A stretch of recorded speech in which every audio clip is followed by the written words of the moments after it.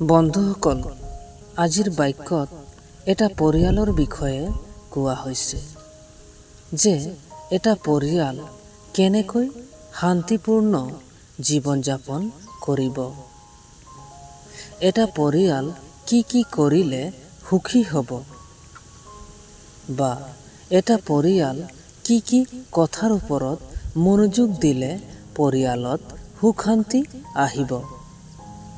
বন্ধুসকল, আহক আজি এই বাক্যৰ দ্বাৰা বুজিবলৈ চেষ্টা কৰিম।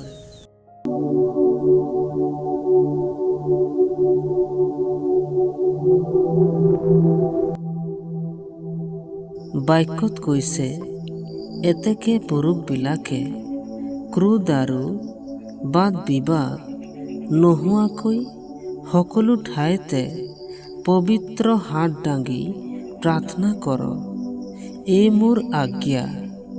সেইদৰে তিৰোতাবিলাকে হুলাজ আৰু সুবুদ্ধিৰে সৈতে পৰিপাটি পোছাকেৰে নিজক ভূষিত কৰক।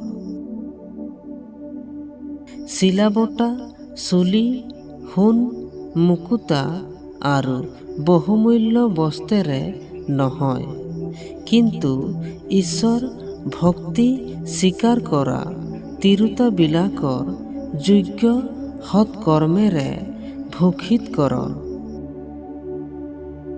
তিৰোতা মানুহে সকলোভাৱে বশৱৰ্তী হৈ শান্তভাৱে শিক্ষা লওক।